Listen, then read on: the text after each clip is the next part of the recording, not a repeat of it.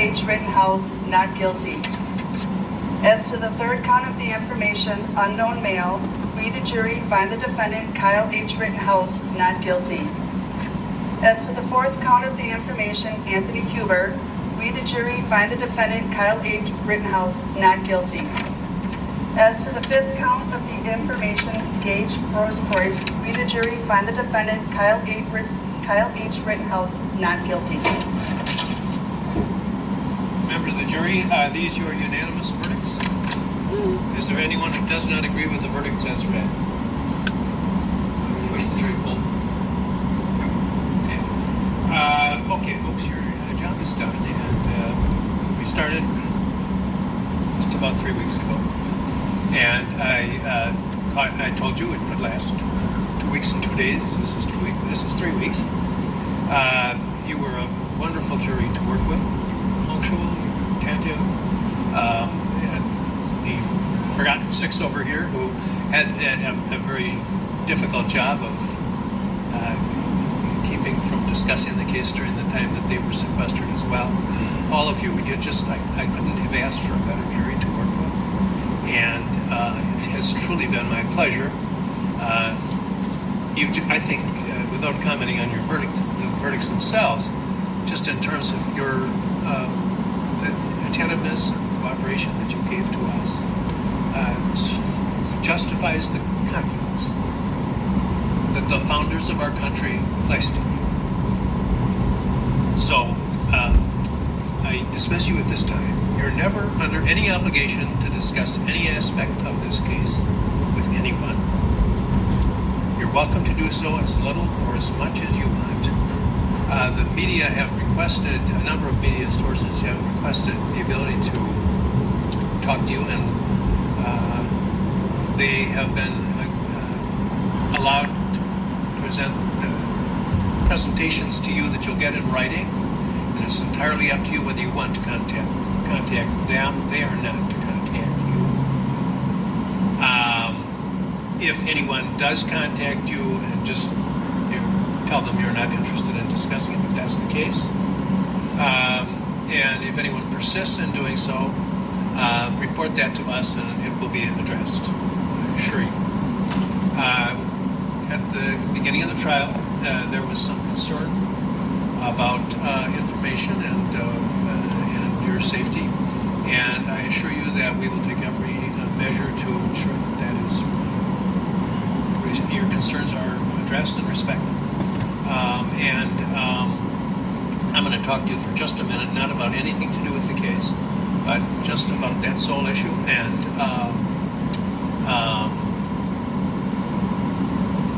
you, as I say, you're welcome to discuss the case as little or as much as you want.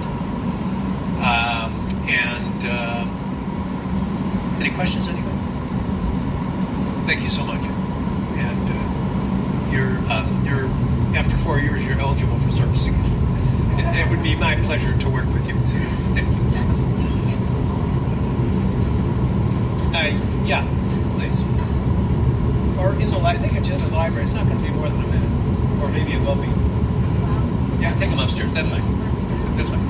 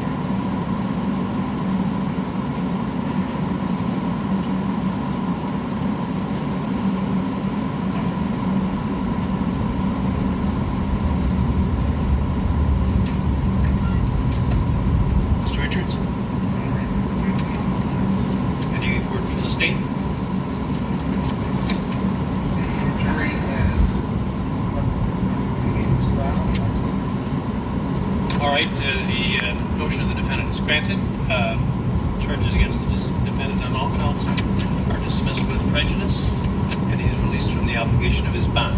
Anything else? Thank you. Good day.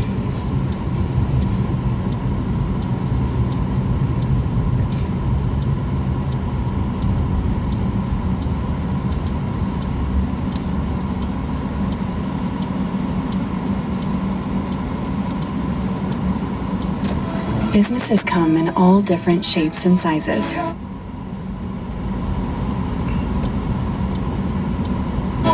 Whether you're just starting out or an existing market leader, SEMrush can help grow your online presence.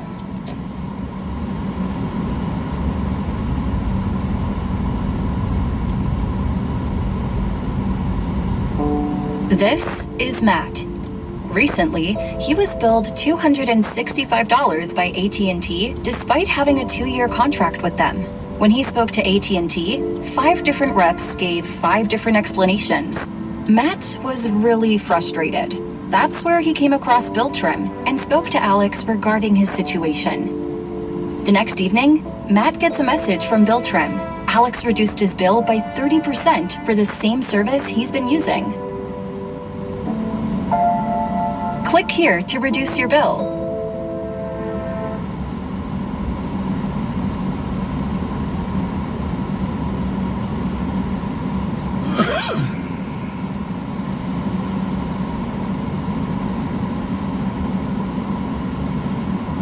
We have a live look there in Kenosha outside of the courthouse, where certainly there is a presence building. You can see the microphones in the air. We'll see who's speaking on the ground there. But just yesterday, Jonathan Turley called this trial a parade of horribles. Andy's going to stand by with us. Jonathan Turley, your reaction? Well, I do think that one of the lessons that we're taking from this case is a search. They're not enraged when something like this happens. But if you turn the channel on your television sets, it's like there are different trials occurring in Kenosha. The fact is that there was reasonable doubt on every one of these counts. But also the troubling aspect of this trial was an array of prosecutorial blunders and, in my view, misconduct.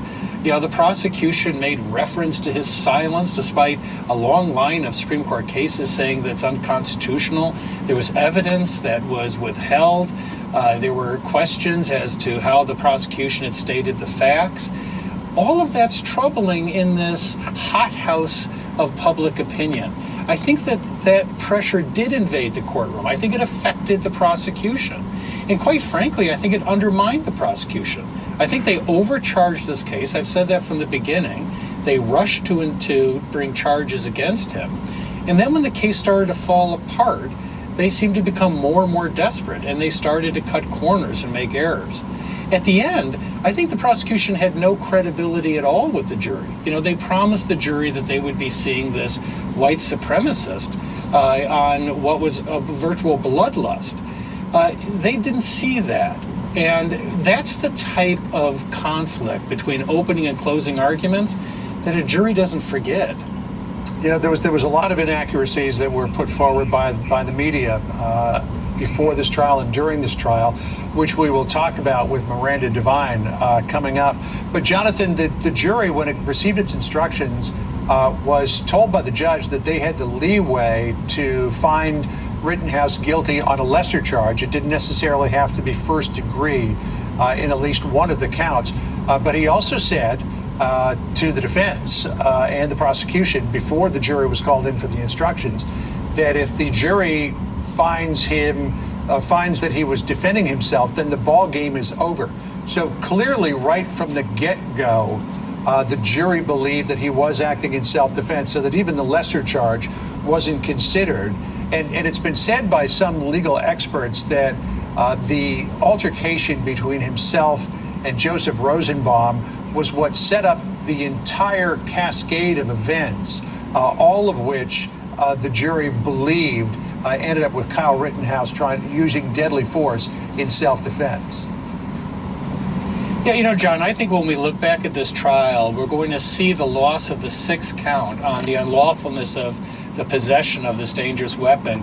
It's a critical loss for the prosecution because it took away from the jury the most viable compromise verdict. It left them with this very steep cliff because the prosecution overcharged. And even with those lesser offenses, these were all major charges against Rittenhouse. And it's clear they weren't going to go there.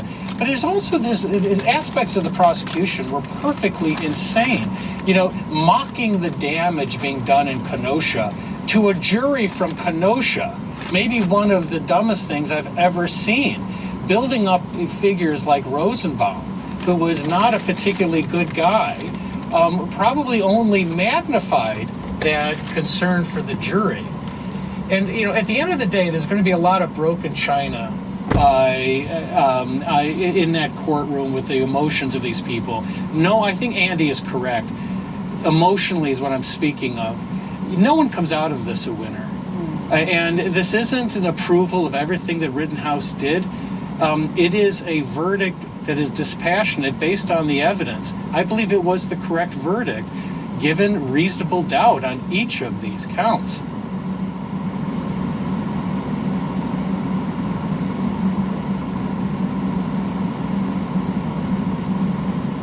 The big story this week is we're waiting for the verdict in the Kyle Rittenhouse trial. Yesterday, the judge chewed out the media over what he said was bad coverage. Watch. Here's Judge Schroeder. When I talked about problems with the media when this trial started,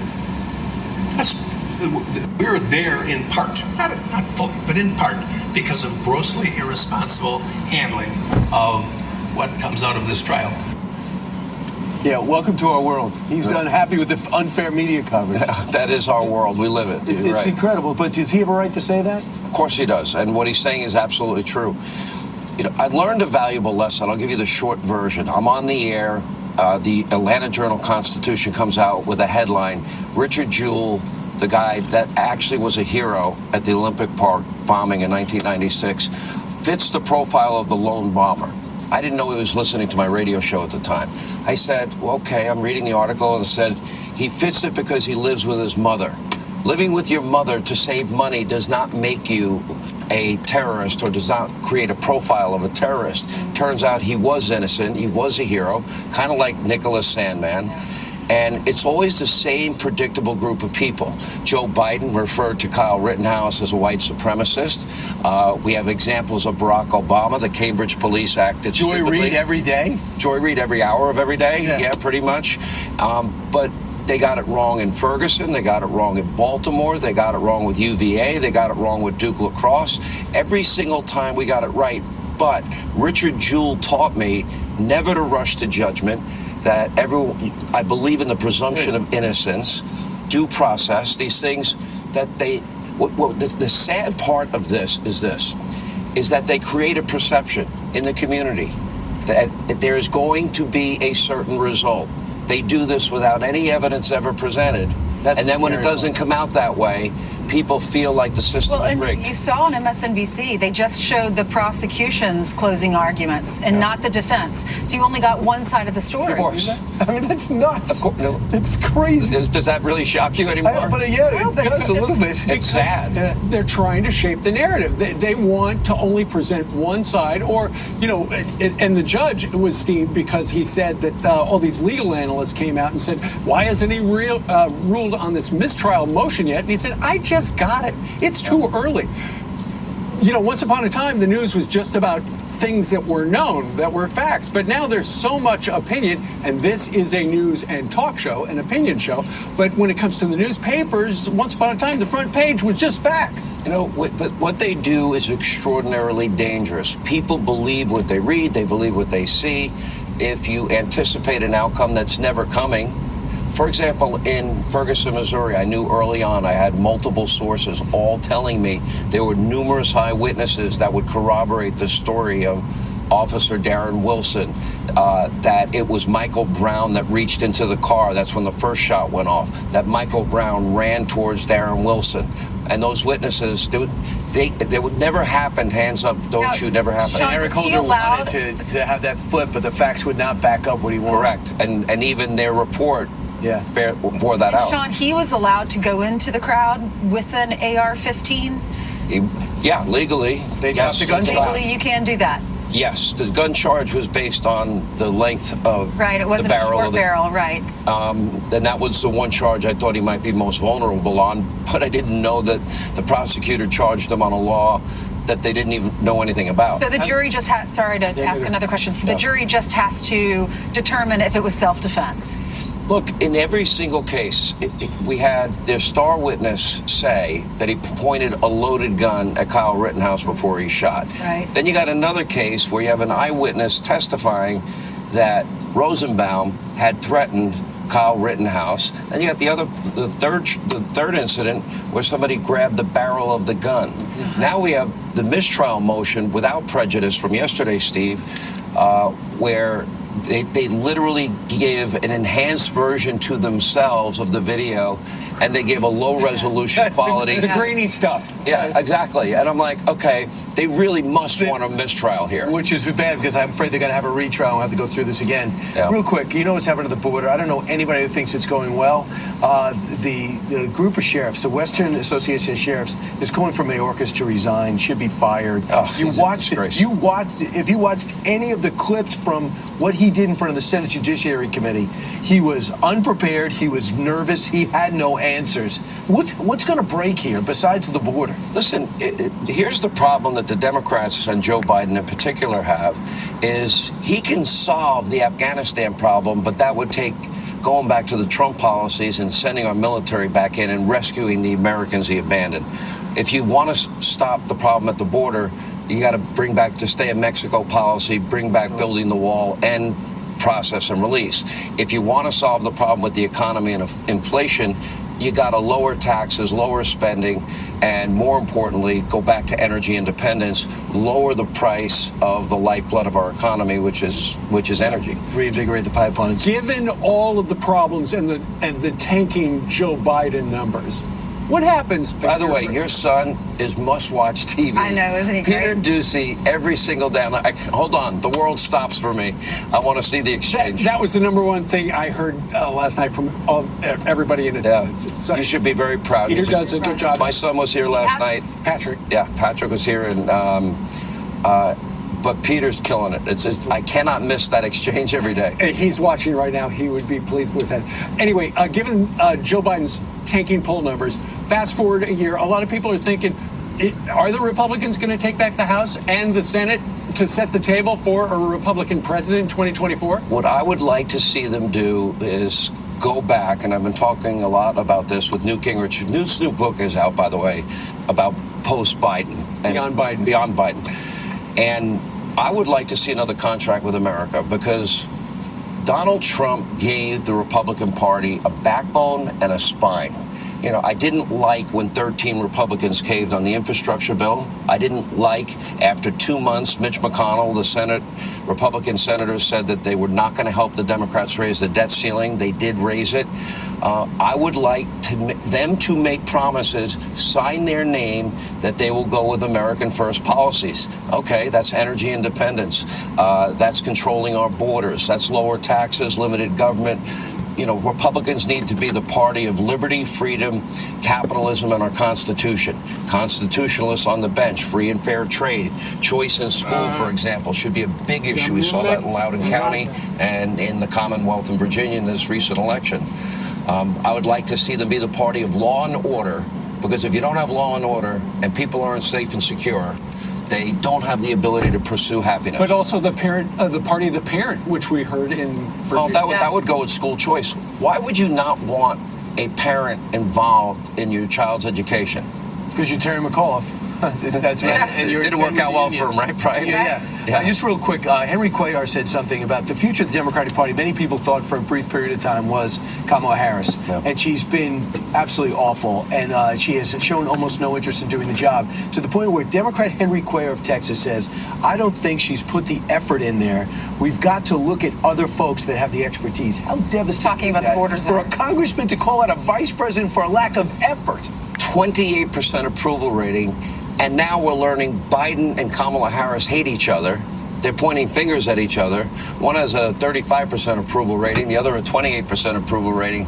And I'm like, okay, there's only one answer. This is the interesting part of this.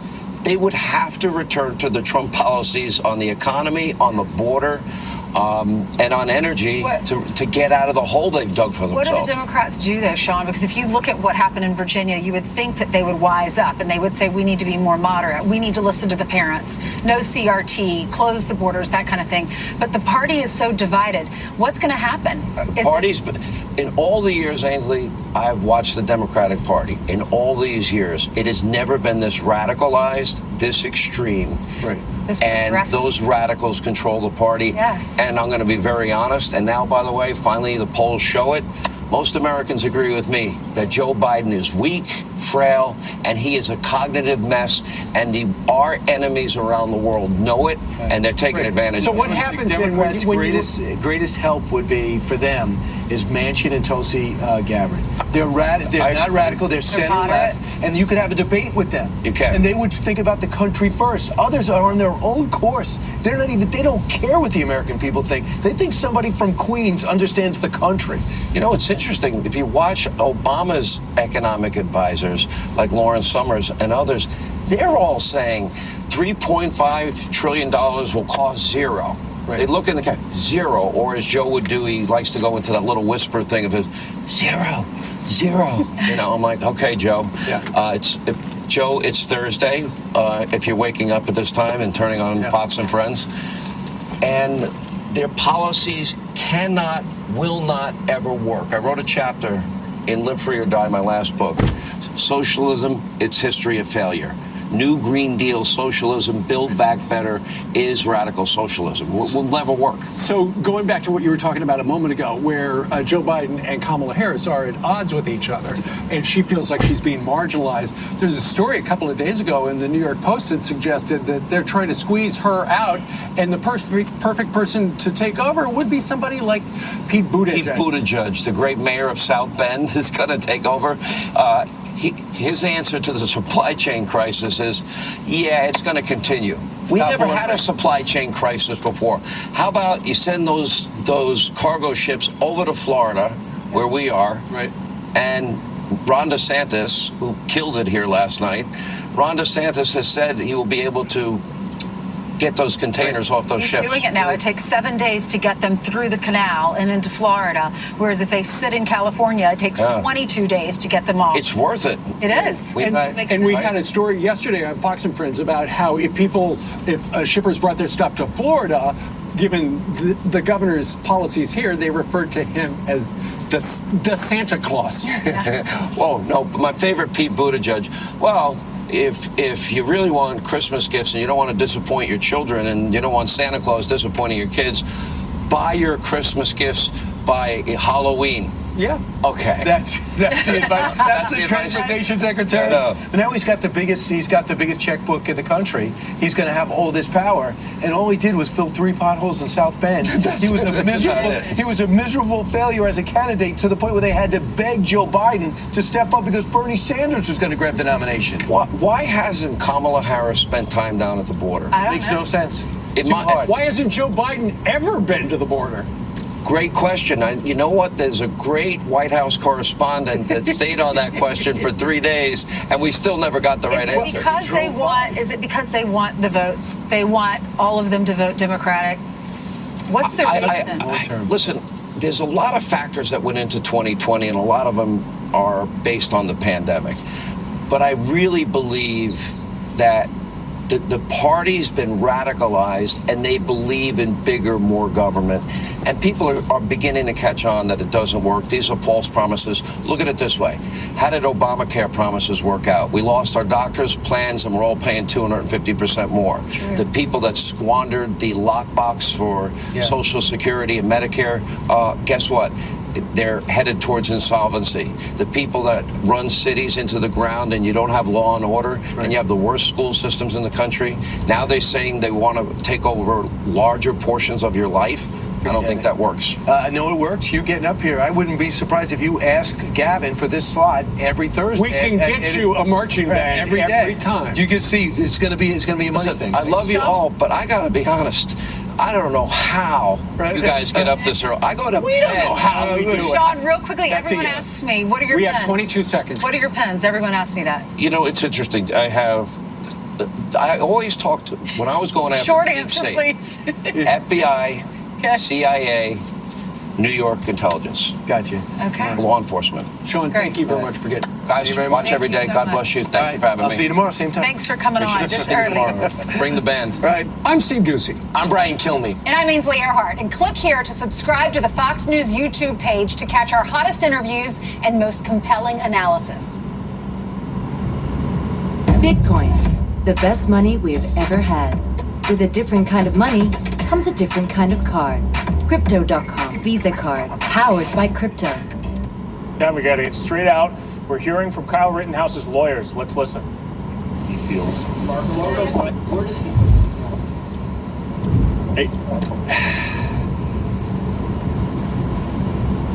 He has to get on with his life the best he can. I think eventually some anonymity will come back to it. I don't think he'll continue to live in this area. I think it's too dangerous. He's had 24-hour security since this happened. We're thankful that the judge protected his address. Everybody in this case, and when I say that, I mean prosecution, defense. To me, it's scary how many death threats we've had. You know, I was answering my phone on the way back from court in Kenosha. My office isn't that far. After their death threat, I quit answering the phone.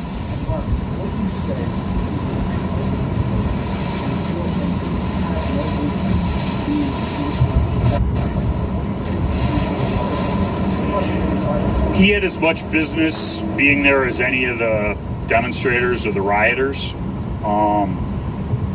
That's all I could say. I mean, there's going to be people who will never agree with that statement, but you know, if we all would just mind our own business a little bit, I think we'd all be better off.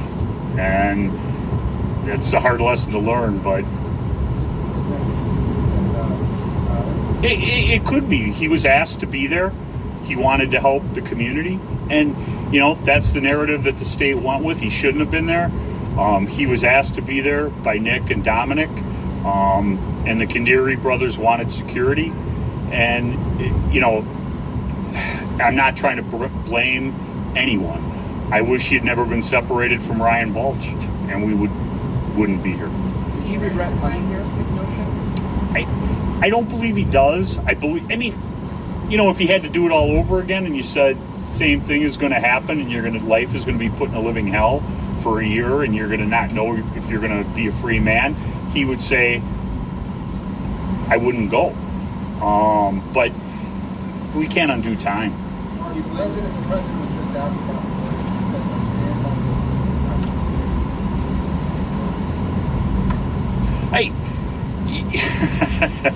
And I'm not laughing at President Biden. What I'm laughing at is a friend of mine who's a lawyer said, he goes, and him and I had done a big case together 7-8 years ago. And he said, do you think this Rittenhouse is going to be bigger than that case? And I said, you know, I do. And he said, why do you say that? And I said, I've never had a case, and I don't think I ever will, where within 2 days or 3 days of one another, you know, the president and the presidential candidate comment on it. And both of them had such different beliefs. President Biden said some things that I think are so incorrect and untrue. He's not a white supremacist.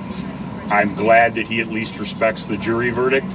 And if the government had any information regarding his cell phone or anything, that he had been to any of those websites or been online doing that kind of stuff, it would have been introduced in evidence. It wasn't. We were the individuals who released his cell phone, which couldn't be cracked by the FBI because we had nothing to hide.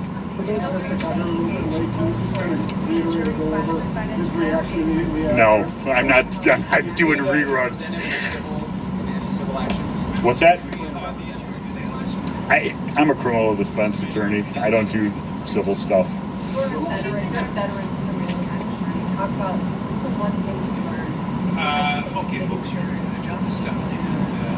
Every case is different, and every case has surprises. You know, I learned I could wait 24 hours for a verdict. What about I suspect there will be a fight over that. You know, John Pierce is the person who posted the bond.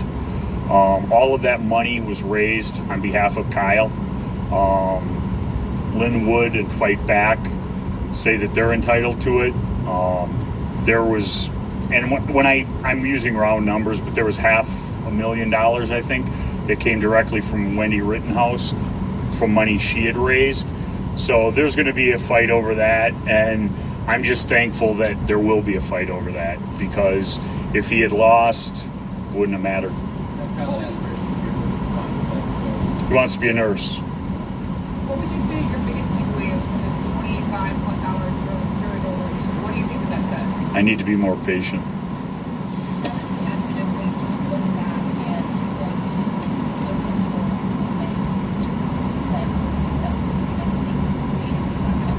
Getting rid of the first two lawyers. And, you know, that might be a smart alecky comment, but I mean that. And I got my best friend, Corey, to join, who I trust. And to be able to work with somebody who you don't have to check their work, you don't worry about what they're going to be doing, you give them a project and it's done as good or better as you do yourself, it's priceless. There's been a lot of commentary on the prosecutor. What would you say being up there with the You must have got here a little bit late. I've known Tom Binger for a long time. I knew him when he was a civil lawyer. I'm disappointed with some of the things he did, and I've said why. Putting on the Kandiri brothers when you know they're lying. Changing your prosecution, going with provocation after you say that my client chased him down and shot him in the back. Calling him an active shooter when he's not. You know, justice is done.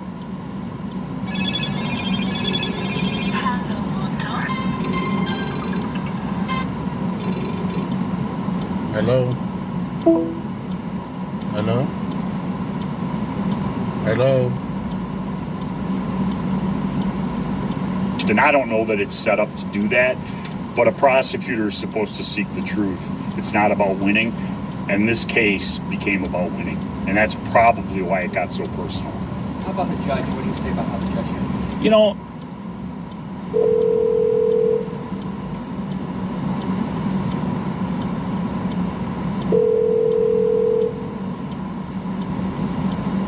Hello, Pastor? Yeah. Yeah, sorry, I changed my mind. Thank you, don't worry. Thank you. No, but...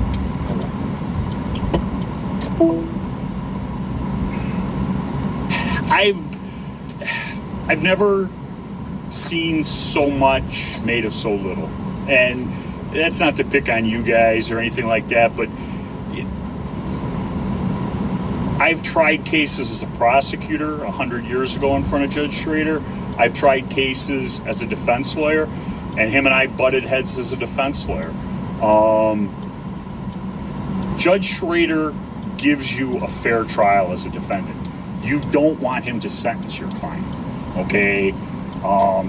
But in this case, we were looking for a fair trial, and if we lost, we knew what was going to happen. So it wouldn't have mattered whether it was that judge or some other judge. He's getting life in prison. So I'd rather have a fair trial. I thought he gave us a fair trial. You know, everybody got all crazy about the tumbler. Who cares? That has nothing to do with this. I mean, I've seen the tumbler used before. I've seen clerks pull things out and suspicious things happen. Kyle pulled it out. And I'll be real honest. We had every juror scored on a sheet, and we were devastated when those 3 of the 6 jurors were separated from the panel because we thought they were 3 of our strongest jurors, and Kyle pulled their names. So I think it's a good system. You know, I've got a trial in front of him, you know, a big case, and maybe in that one I'll think he's unfair, but